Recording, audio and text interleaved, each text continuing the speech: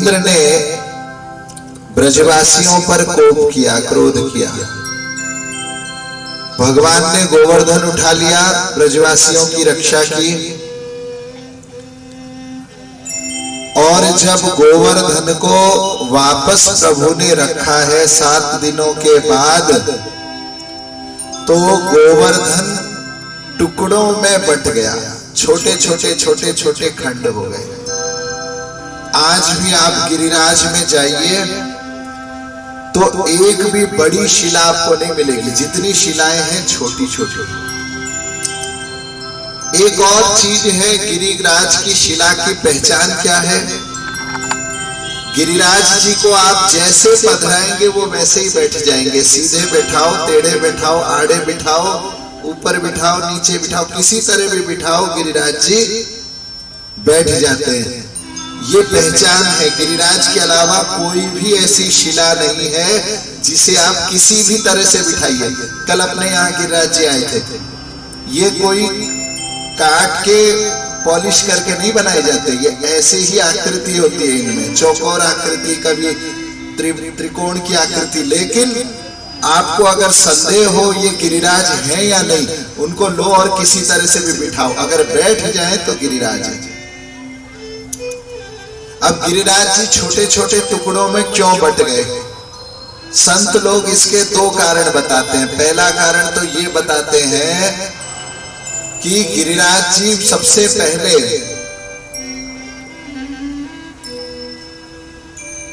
गंधमादन पर्वत पर जब विराजमान थे, हनुमान जी महाराज उन्हें उठा लाए, फिर यहां बिठाया, भगवान ने इन पर लीला की, भगवान ने भी उठा लिया। भगवान ने भी उठा लिया तो गिरिराज ने विचार किया, कभी तो भक्त और कभी भगवान ये मुझे बार बार उठाते रहते हैं, चलो अब तक तो मेरा मंगल हुआ कि मैं वृंदावन में आया और वृंदावन में ही रहा। लेकिन अब अगर किसी असुर के, किसी मनुष्य के, किसी भक्त के या भगवान के खुद के मन में कभी जच गई कि फिर इनको उठाओ और कहीं ले जाओ, तो फिर मैं तो ब्रज गोपियों के, ब्रजवासियों के चरण धूल से दूर हो जाऊंगा। इसलिए जब भगवान ने नीचे रखा तो ऐसे रखे कि ये बिल्कुल चटक गए, चारों तरफ एकदम छोटे छोटे टुकड़ों में बट गए कि अब कोई चाहे तो भी इनको उठा के कहीं लेके नहीं जा सकता। दूसरा कारण क्या है? ये गिरिराज जी स्वयं हरि हैं और हरिदास हैं। भागवत में गिरि गोवर्धन को गिरिराज वर्य कहा गया है, हरिदास वर्य कहा गया है। हरिदास वर्य क्यों कहा गया? सारे भक्तों में ये श्रेष्ठ है। क्यों? क्योंकि ये भक्तों की रक्षा करता है।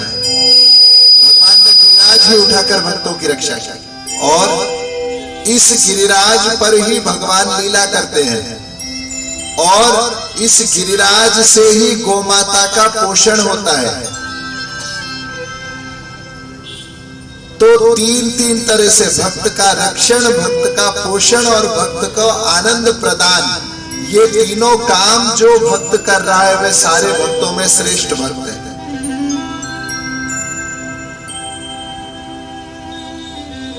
अपने यहाँ परंपरा होती है, कभी भी कोई उत्सव हो तो भंडारा कराना चाहिए। भंडारे का अर्थ क्या होता है? भक्तों को भोजन कराना। भंडारा और पार्टी में बहुत अंतर है।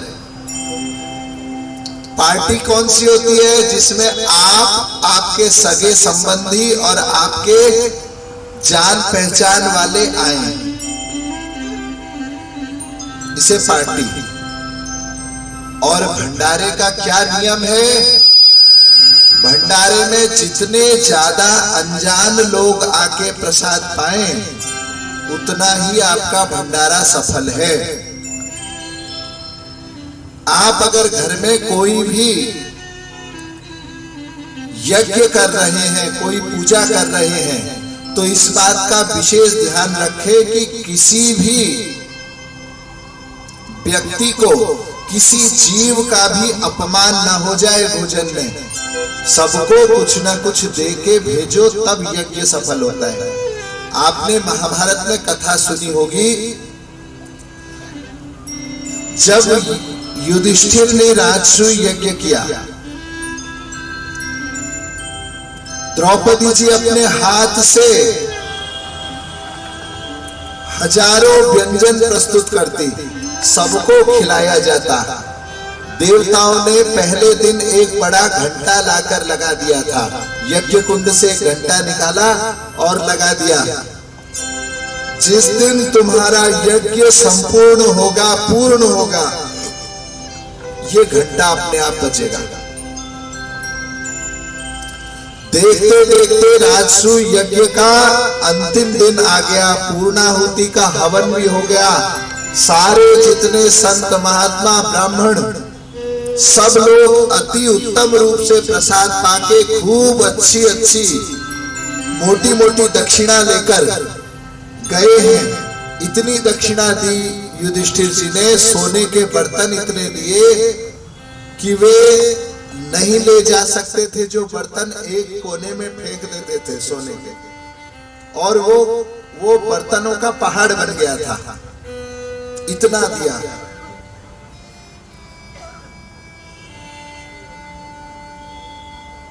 अरबों रुपए के दान करने वाले तो अब भी हैं। आज आपको ये जान के बड़ा अच्छा लगेगा, विश्व के जो सबसे धनी व्यक्ति होते हैं, पहले 3, 4, 5, 7 नंबर के जितने धनी हैं, ये लोग विश्व में दान करने वालों में भी फर्स्ट, सेकंड, थर्ड, फोर्थ होते हैं।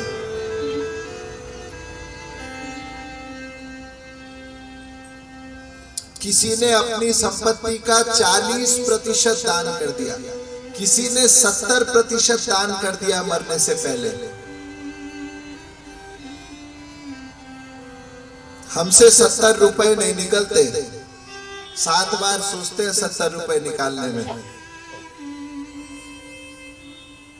और 70 लाख 70 करोड़ नहीं, कितने हजार करोड़ों का दान करने वाले व्यक्ति हैं। भगवान ने, आप बोलेंगे तो उनके पास है इसलिए दान कर रहे हैं। अरे भैया, उनके पास जितना है उसका अगर वे आधा दान कर रहे हैं, हमारे पास मान लो 500 रुपए है तो हम 250 का दान करते हैं क्या? नहीं करते हम लोग। 500 रुपए है तो हम 50 पैसे का भी दान नहीं करते, नहीं करते हम लोग। 5000 है तो भी 500 का दान नहीं होता है। भगवान उस दान को सबसे अच्छा मानते हैं कि खुद ना खा के कोई दान करे। ना होने पर जो दान करे वह सच्चा दान है। अच्छा, युधिष्ठिर जी महाराज का वह जो राजसूय यज्ञ में घंटा, वह बजा नहीं।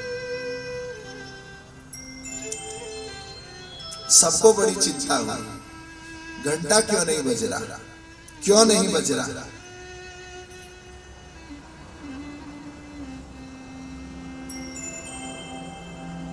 भगवान से पूछा गया,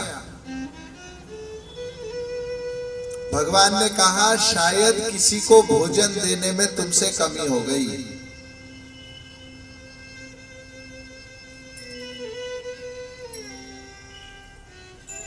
जाओ पूछो, सब तरफ सब लोगों से पूछो किसको भोजन रह गया। चारों तरफ देखते हैं, एक व्यक्ति मिलता है एकदम गंदा, मक्खी मच्छर बैठ रहे उसके शरीर में, गंदगी से भरा पड़ा शरीर और इतनी दुर्गंध आए उसके शरीर से। शपथ वाल्मीकि, तिवारी जी पढ़ने के बड़े शौकीन हैं, एक बार ताली लगा दीजिए तिवारी जी। श्रोता ऐसा होना चाहिए कि वक्ता को अगर नाम भी याद ना आए तो वो लिपिंग दे दे।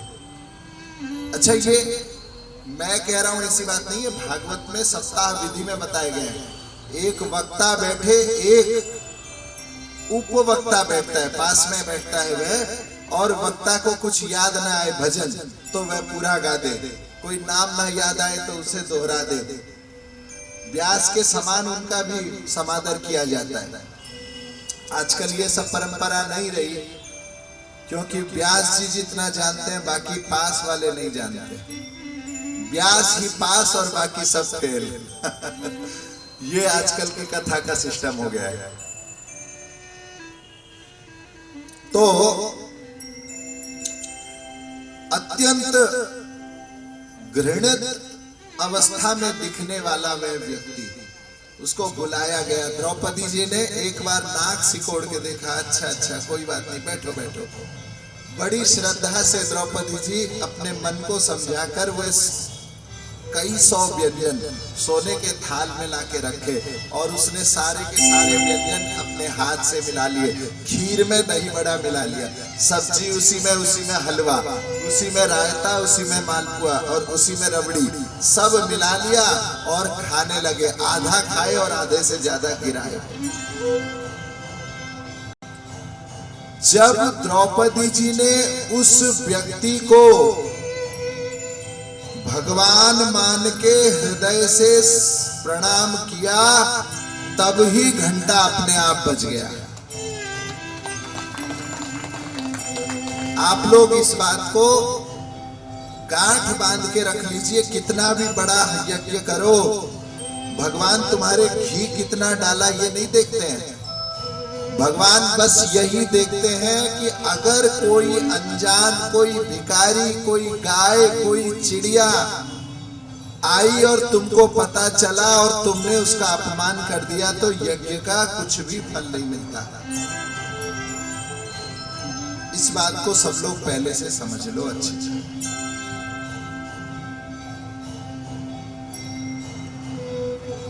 सावधान रहना।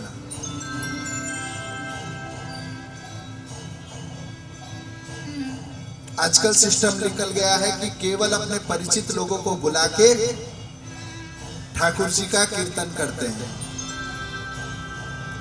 नंदोत्सव करते हैं, जन्माष्टमी करते हैं, राधाष्टमी करते हैं, और उसमें अगर कोई अनजान व्यक्ति आ गया तो जानो भगवान आए हैं। और अगर केवल तुम्हारे पहचान वाले सब आए हैं तो बस तुम्हारे मेहमान आए हैं। मेहमान और भगवान में अंतर है। मेहमान तो वो है जिनका तुम इंतजार कर रहे हो, और जिसको तुम नहीं जानते, जो तुम्हारी स्टैंडर्ड का नहीं है, जिससे तुमको कोई फायदा नहीं मिलेगा, जो था कि काकसरा की बेटा की भूगोनी, वो अगर आ जाए और तुम उसको उतने ही प्रेम से, श्रद्धा से खिलाए, तब जानो भगवान प्रसन्न होके खा रहे हैं। ठीक है ना? तो इसलिए यज्ञ बड़े सावधान होके करना चाहिए। हम लोग भूल जाते हैं, हम भगवान को भोग लगाते समय भूल जाते हैं कि सबके अंदर भी वही भगवान बैठे हैं। हम लोग भगवान को माला पहनाते समय भूल जाते हैं कि बगल में कोई दुखी को अगर हम थोड़ा सुख देंगे तो उससे भी भगवान की ही सेवा हो जाएगी। भगवान की सेवा करो। आज समाज में 2 प्रकार के लोग हो गए। एक लोग तो ऐसे जो बिल्कुल भगवान की सेवा, पूजा पाठ, पूजा को नहीं विश्वास करते, बोलते केवल लोगों की सेवा करो, केवल नारायण सेवा करो, अच्छा है।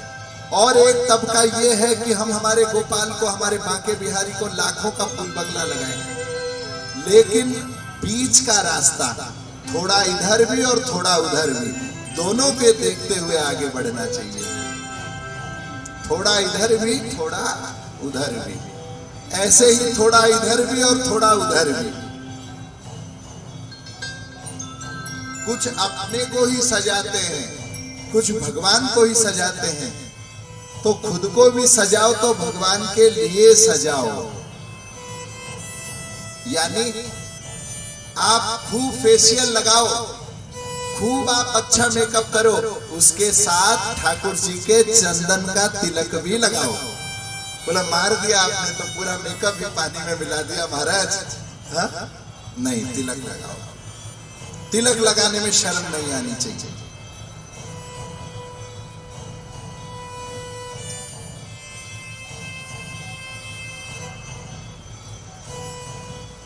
और आगे की बात बोलेंगे तो आप सब माताएं नाराज हो जाएंगे, है ना? नहीं बोलेंगे भैया, सबको साथ लेके चलना चाहिए। बोलो भगवान भक्तवत्सल भगवान की। नहीं बोलेंगे, नहीं बोलेंगे। हाँ जी, अब वो जमाना नहीं रहा भैया, अब क्या बोले। समझ गए होंगे, समझदार लोगों को तो समझ में आ गया होगा महाराज जी क्या बोलने वाले हैं। हाँ, भक्तवत्सल भगवान की जय। गिरिराज बाबा ने भक्तों का रक्षण किया, भक्तों का पोषण किया और भक्तों को आनंद दिया भगवान की लीला होते हुए। इसीलिए आज गिरिराज शिला की पूजा की जाती है। कहाँ? घर घर में भी पूजा होती है। लेकिन एक बात सावधान, लोग फैशन के हिसाब से जो वृंदावन जाते हैं, गोवर्धन जाते हैं, एक शिला उठा लाते हैं। नहीं, गोवर्धन जी को कोई संत कोई भक्त आपको दे, पहली शर्त। दूसरी शर्त, अगर आप वृंदावन से गोवर्धन को बाहर लाते हैं तो उनको वृंदावन जैसा माहौल प्रदान करना पड़ेगा, नहीं तो वे आशीर्वाद के बजाय श्राप देते हैं। तीसरी बात, उनको प्रतिदिन गाय के दूध का भोग लगाओ और दूध से स्नान कराओ। किसी के पास है यहाँ गिरिराज जी, किसी के घर में है गोवर्धन जी? अच्छा, अगर कोई लाते भी हैं तो देखो, हमारे बाबा महाराज को किसी ने कहा कि बाबा हमारे गिरिराज बाबा खिर रहे हैं। खिरना होता है। बाबा ने कहा उनको दूध मलाई का भोग नहीं लगाते इसलिए खिर रहे हैं। कितनी बड़ी बात है। बोले बाबा मैं दूध मलाई कहां से लाऊं? बाबा ने कहा पेड़ा मिलता है ना, पेड़ा। बोले उसको पानी में मिला के उसी का भोग लगा दिया गया। एक पेड़ा तो मिल सकता है, एक पेड़े को पानी में मिला दो, उतना ही भोग लगाओ। दूध से स्नान करो, दूध ना मिले तो दूध की मिठाई लाओ, उसको पानी में मिला के उससे स्नान कराओ। गिरिराज बाबा की सेवा में, शालिग्राम भगवान की सेवा में, इन दो सेवा में बहुत ध्यान रखना चाहिए। शालिग्राम जी की सेवा में भी उल्टा फल हो जाता है अगर ठीक से ना करो, और गिरिराज जी की सेवा में भी उल्टा फल। और एक देवी माँ की मूर्ति अगर घर में रखते हो तो, जगदम्बा की मूर्ति जो लोग घर में रखते हैं, सावधानी से सेवा करना चाहिए। नई मूर्ति तो मैं कहता हूं लाओ मत देवी की, पता नहीं आपको सधे ना सधे। देवी का चित्र की सेवा करो, चित्रपट की सेवा करो। और अगर पुश्तों से कोई मूर्ति है देवी की तो उनको जैसे पूर्वज करते आ रहे हैं वैसे करो, उससे कुछ बढ़ा के कर लो। लेकिन देवी की पूजा में भी बहुत जल्दी उसका उल्टा फल भी मिलता है। देवी बहुत जल्दी प्रसन्न भी होती है और बहुत जल्दी नाराज भी होती है, इसलिए देवी की सेवा में सावधान रहना चाहिए। और एक बात, वैष्णव बन के देवी की सेवा करो तो उसमें फिर डरने की कोई बात नहीं है, उसमें डर की बात नहीं है। जैसे ब्रज गोपिकाओं ने दुर्गा जी की पूजा की है, उसमें गलती भी हुई ब्रज गोपिकाओं से, लेकिन उसके लिए देवी ने कोई दंड नहीं दिया। वह कथा क्या है, आइए वहीं से कथा को प्रारंभ करते हैं। हेमंते प्रथमे मासी नंद ब्रज कुमारिका चेरुर्हविष्य भुंजाना कात्यायन्यर्चन व्रतम।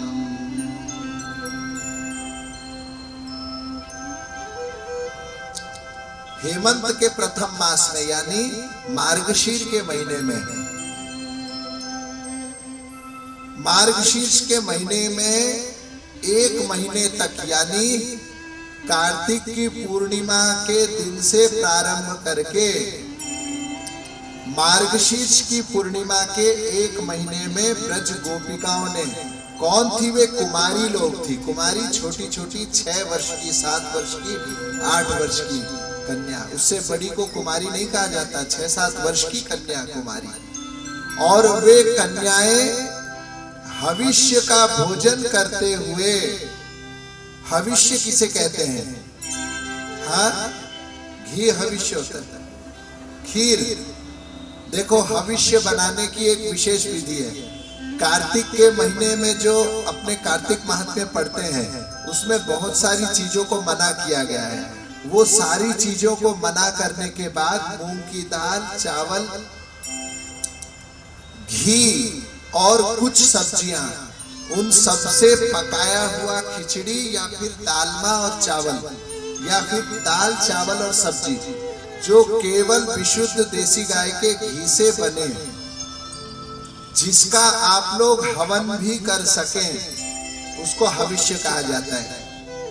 सारी सब्जियां हवन में नहीं पड़ती हैं।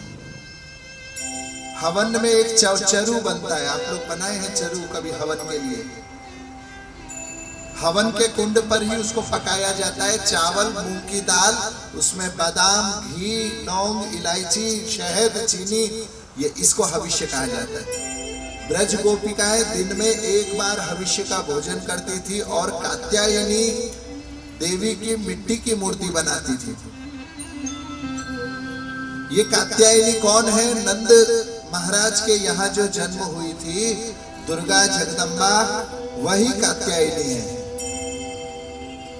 ये कात्यायनी देवी का व्रत ब्रज गोपिकाएं करती थी। एकदम प्रत्युष में सुबह सुबह उठती और सब लोग कृष्ण का नाम गाती हुई यमुना तट में जाती, यमुना जी में अंधेरे रहते स्नान करती और जो वस्त्र उन्होंने बिना नहाए पहने वही वस्त्र को फिर पहन लेती, फिर पहनने के बाद देवी की पूजा करती। तो एक गलती हो गई, नहाने के बाद भी बिना नहाए हुए कपड़े पहन के वह देवी का भजन करती थी। क्या मंत्र का जप करती थी? कात्यायनी महामाये महायोगिन्यधीश्वरी नंद गोप सुतं देवी पति में कुरुते नमः। हे महायोगिनियों की अधीश्वरी, हे महामाया, नंद गोप के पुत्र को हमारा पति बनाओ, हम तुम्हारी शरण में हैं। सब भगवान श्री कृष्ण को पति रूप में प्राप्त करने के लिए व्रत की। 1 महीना पूरा हो गया, पूर्णिमा की रात थी। वे लोग सुबह प्रातः पूर्णिमा के भोर जब रात रहते वे लोग यमुना तट पे पहुंची हैं। भगवान तो जानते थे कि आज इनका व्रत पूर्ण हो रहा है। भगवान पहुंच गए। व्रत जिस दिन पूर्ण होता है उस दिन भगवान का ही फल की प्राप्ति होती है, तो फल के रूप में भगवान खुद आ गए। व्रत किसका कर रही थी? कात्यायनी का। लेकिन आए कौन? ठाकुर जी। इसका क्या मतलब है? पहला अर्थ तो ये है कि आप किसको भजते हो ये इंपॉर्टेंट नहीं है, आप किसके लिए भजते हो ये इंपॉर्टेंट है। आप किसका भजन कर रहे हो? आप राम राम राम राम राम राम राम राम राम राम राम राम राम राम राम राम और मन में चल रहा है लड्डू पेड़ा लड्डू पेड़ा लड्डू पेड़ा लड्डू पेड़ा। तो आप लड्डू पेड़े का भजन कर रहे हो, चाहे नाम राम का ले लो। समझ में आ रहा है? आप भागवत की कथा में बैठे हो, लेकिन दृष्टि इस बात पे है बगल वाला क्या कर रहा है, बगल वाले की साड़ी कितने रुपए की है, बगल वाले जो अंकल जी हैं उनका धंधा कैसा चल रहा है।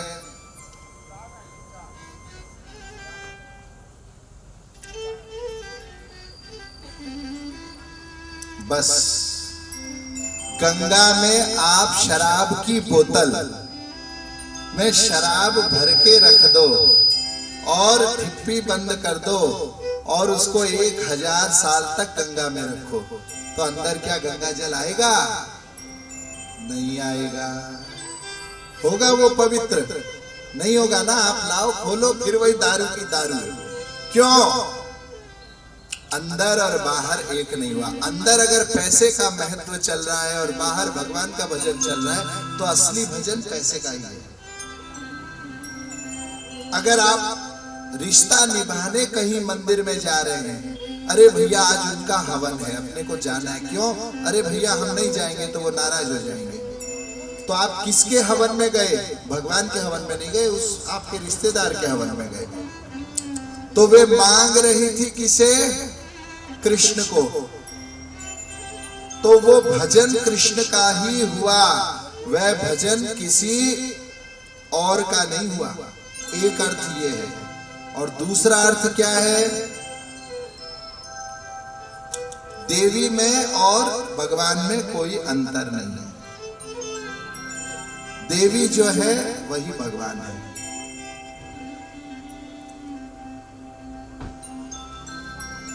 श्री राम तू ही, श्री कृष्ण तू ही, दुर्गा काली श्री राधा तू, हे माँ, हे माँ, हे माँ। ब्रह्मा विष्णु शिव शंकर में तेरा ही तेज समाया है, तेरा ही तेज समाया है। जगदम्बिके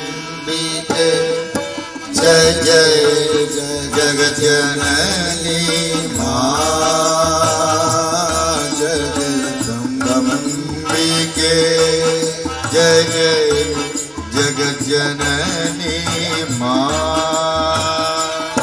हे माँ जय माँ, हे माँ जय माँ, हे माँ जय माँ, हे माँ जय माँ। जगदम्बिके जय जय जग जननी माँ, जगदम्बिके जय जय जग जननी माँ।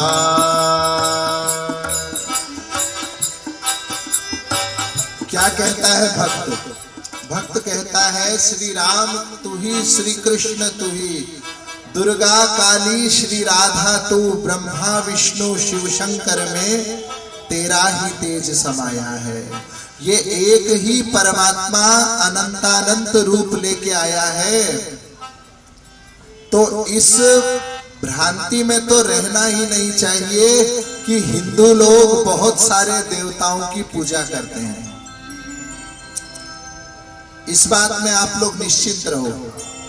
जिन ऋषियों ने भगवान के अनंत रूपों का वर्णन किया है, उसी ऋषि ने यह भी कहा है कि वह निराकार है, वह एक है। जो साकार बना है वही निराकार भी बनता है। जो एक बना है वह अनेक भी बनता है। अनेक गोपियों के लिए भगवान ने अनेकानेक रूप धारण किए हैं। भगवान श्री कृष्ण आते हैं और उनके सारे वस्त्र ले जाते हैं। वस्त्र क्या है? ये आवरण है। हम लोग वस्त्र क्यों पहनते हैं?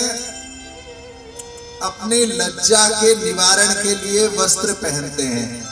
भगवान जब आए तो सबसे पहले वस्त्रों को ले गए। मानो भगवान यह बता रहे हैं कि मुझसे कुछ छुपाओगे यह संभव नहीं है।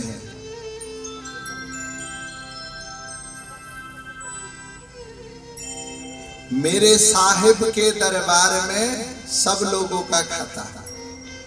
हमारे अंदर क्या चल रहा है, बाहर क्या चल रहा है, यह सब हमको पता हो ना हो, भगवान को सबसे पहले पता चल जाता है। भगवान ने वस्त्रों को इसीलिए चोरी कर लिया। अच्छा, किनके वस्त्रों की चोरी की? जो गोपियां भगवान के शरणागत होने वाली थी। भगवान ने कहा कि देखो, अच्छा आप कोई सामान लाते हैं, आप पैकेट खोल के देखते हैं या नहीं देखते, अच्छा है या बुरा है? और कई जगह तो आटे दाल चावल के पैकेट में एक छेद भी होता है, वो वाली पन्नी लगी रहती है जिसमें दिखता है ट्रांसपेरेंट पन्नी। हाँ हाँ, दिखे तो अच्छी है। फिर खोलते हैं, उसके बाद निकाल के लाते, बोला हाँ बढ़िया सामान।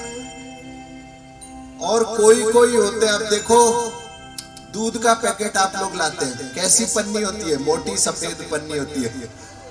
कोई सोचे वाह कितना गाढ़ा, जब तक वो पन्नी के अंदर रखता है तब तक गाढ़ा दूध, और नीचे डालो तो राम आ जाओ कट्ठे को। जरी भी लगाए तो इसी लगाए, दूध सफेद को सफेद है, गाढ़ो दूध दिखे, है ना? किसकी पन्नी खोली गई? जिसको आप अपना लेके आते हैं, ले आते हैं तो पन्नी खोलते हैं। भगवान ने भी सोचा इन गोपियों की पहले हम पैकेट खोल के तो देखें, ये मुझसे कुछ छुपा रही है या ये इन्होंने अपना दिल अपना मन मुझे संपूर्ण अर्पण किया। गोपियां मंत्र में क्या कहती है? नंद गोप सुतंग देवी पतिंग में कुर्ते नमः, नंद गोप के पुत्र को। लेकिन भगवान ये चाहते थे कि ये पहचाने या नहीं मैं परमात्मा हूं। भगवान परीक्षा करते हैं भगवान जब कोई शरण में आता है तो। गोपियों के प्रेम जब बिल्कुल फलीभूत हो गया था, एकदम पक गया था, तब उसमें भगवान ने परीक्षा की, ये मुझे जानते हैं या नहीं जानते। ये गोपियां समझ गई क्या कि मैं वही परमात्मा हूं। इसीलिए भगवान ने वस्त्र की चोरी कर ली और गोपियों से कहते हैं कि आओ अपने वस्त्र खुद ही ले जाओ। गोपियां भी बड़ा सुंदर भाव से कह देती हैं, आप तो हमारे अंदर भी हो, बाहर भी हो, इधर भी हो, उधर भी हो, कहां नहीं है परमात्मा, कहां नहीं है? जिन वस्त्रों को आप ले गए उस वस्त्र में भी आप ही हो और इस शरीर में भी आप ही विराजमान हो। इस बात को गोपियां समझ चुकी थी। भगवान ने जब वस्त्र लिए तो गोपियां आती हैं और भगवान से वस्त्र लेके चली जाती है। कुछ संत कहते हैं कि वस्त्र में जो मैलापन था, कौन सा मैलापन? कुछ कुछ दोष हम में रह जाते हैं भक्ति करते करते भी। आप देखिए ना, अभी इतनी सुंदर भागवत आप सुन रहे हैं, जाते जाते कोई कह दे आपसे, थोड़ी सी ऊंच नीच कुछ बात कह दे, अच्छा आप परीक्षा कर लेना, आपकी कोई बहुत अच्छी दोस्त हो, भागवत के पंडाल से निकलते निकलते आप उसको मुंह बना देना ऐसे, बस खत्म। इतना सा करते ही आपका सब प्रेम वेम उस मित्र का सब खत्म।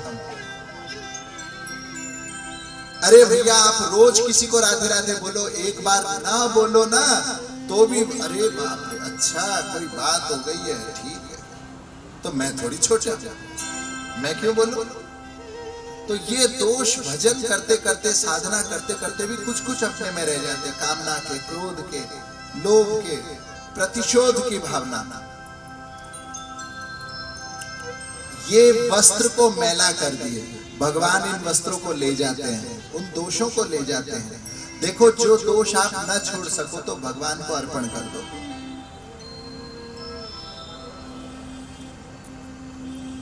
रावण में क्रोध का दोष था तो उसने क्रोध संसार वासियों पे नहीं, राम पे ही किया, और राम के पास जब वह क्रोध पहुंचा तो तर गया।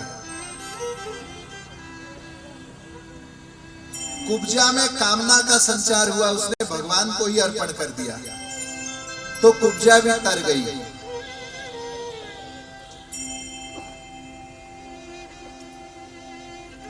ध्रुव जी के मन में थोड़ा सा राज्य का लोभ आ गया, संपत्ति का लोभ आ गया, तो वो लोभ के लिए भगवान के पास ही गए और भगवान ने उनको निर्लोभ बना दिया। जग जाचिए को न जाचिए जो, जिय जाचिए जान की जानहि रे, जेहि जाचत जाचक ताजरी जाई, जो जारति जोर जहान रे। संसार में अगर मांगना हो तो किसी से न मांगो, उस जानकीनाथ परमात्मा से मांगो। और उसको मांगने से मांगने का, उनको मांगने से मंगतापना चला जाता है, मांगने का गुण भी चला जाता है। जब आप हार जाते हो क्या करते हो? कमरा बंद करके रोते हो? क्या करते हो बताओ? क्या करते हो बताओ? महाराज जी फ्री फायर खोल लेते, खेलते, फेसबुक में ऐसे वैसे फोटो बना के। अच्छा, आजकल एक है, बड़ा आदमी कोई दुखी हो जाता है ना, कोई व्यक्ति बहुत दुखी हो जाता है तो सबसे पहले दुख के, डिप्रेशन के स्टेटस डालता है। कुछ लोगों के स्टेटस में वो इमोजी आता है रोने वाला। ओहो, नहीं सच्ची बात है। अब आदमी कहीं ना कहीं तो जाहिर करे ना, ऐसा ही कर लो भैया। और एक बात, कोई किसी से दुखी हो जाता है तो कुछ ना करे तो उसको ब्लॉक कर देता है, फिर समझ में आता है अरे इसने ब्लॉक किया हमको। अच्छा, मजे की बात बताएं, जिस पर आप नाराज होकर ब्लॉक करते हैं उसको तो पता ही नहीं चलता है ब्लॉक कर दिया है। आप ब्लॉक करते रहो, 20 दिन बाद आप खोल लो, फिर आप ब्लॉक कर दो, 20 दिन बाद खोल लो, उसको कुछ मतलब ही नहीं। तो ऐसी पास जाओ और उसके सामने रो। मंदिर में मत जाओ, ठाकुर जी के जहां भगवान बैठते हैं, पूजा होते हैं, वहां ना जाओ। चाहे एक पर्सनल फोटो रखा करो अपने बेडरूम में, रात को, दिन में, सुबह शाम उसी से बात किया करो। उसकी पूजा ना करो भैया, धूप मत लगाओ, उससे कोई मतलब नहीं है। कन्हैया तुम्हारे धूप दीप के लिए नहीं बैठा है, वो तुम्हारे, वो चाहता है बात करो भैया, मेरे से कोई बात करो। एक संत इस विषय में बहुत अच्छी बात कहते थे, बोले भगवान बात करते? बोले हाँ करते हैं। बोले हमारे गोपाल जी तो बात नहीं करते। बोला आपने बात करना सिखाया? आपके यहाँ जब बच्चा पैदा होता है तो आप कितने दिन तक बाबू बाबू, बेटा बेटा, अब्बा अब्बा, माँ दादा, कैसा मुंह बना बना के उससे बात करते हैं? कभी गोपाल जी को लो गोद में और बात तो करो। आज इसने मुझे हर्ट किया, आज इसने मुझे दुख दिया, अरे बोलो। आप जो मोबाइल में स्टेटस डालेंगे उसकी कोई परवाह नहीं करता है भैया। अरे जो दुख की परवाह करता तो वो दुख देता क्यों? वह तुम्हारा मन रखने के लिए थोड़ा बहला देते हैं रिश्तेदार। आपका प्यारा जिसको आप दुखी होते हैं ना, बस मन बहलाने के लिए लिपा पोती वाला काम कर देते। ओ डार्लिंग क्यों नाराज होते हो, छोड़ो, आई रियली लव यू, बस हो गया, आप बहल जाते हैं। ये झूठा अभिनय फिर चालू हो जाता है।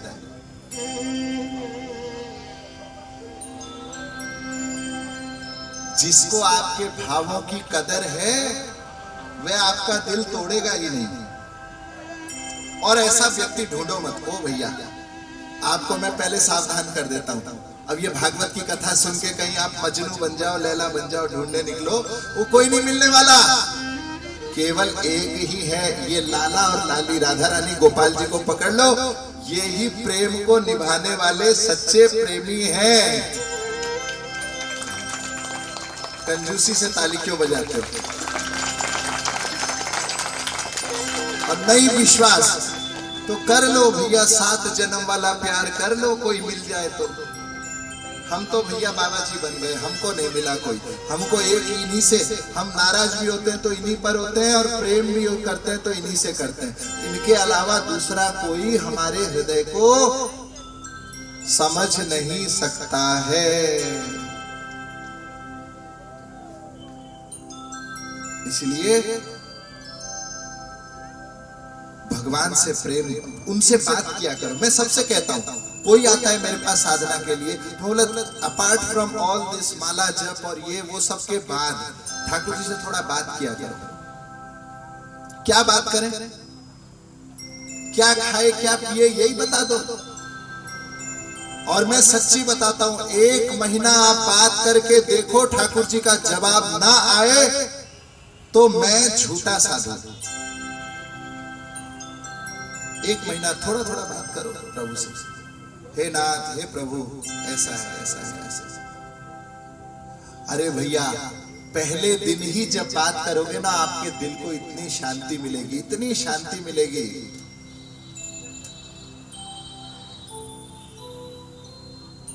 बर्फ को छुओगे तो ठंडा तो अनुभव होगा ही होगा। प्रभु का नाम ही इस शांति को प्रदान करता है।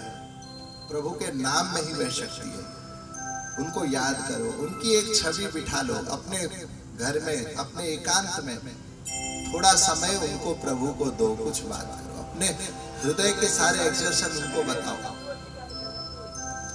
भगवान आते हैं, वस्त्रों को लौटाते हैं, शुद्ध निर्मल वस्त्र कर दिए हैं भगवान ने।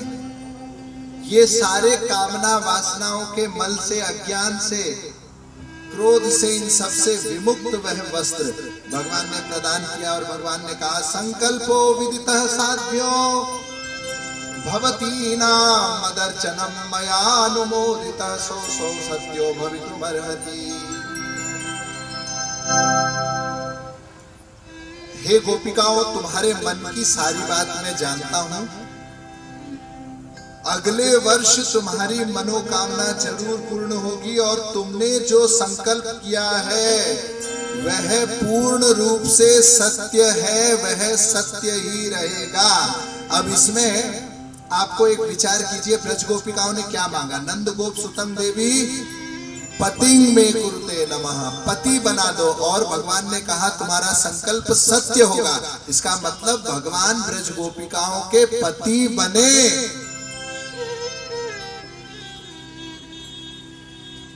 अब भगवान ने यज्ञ पत्नियों पर कृपा की है। देखते देखते 1 वर्ष बीत गया। वह सुंदर रात्रि उपस्थित हुई है जिन रात्रियों के लिए भगवान ने ब्रज गोपिकाओं को वचन दिया था।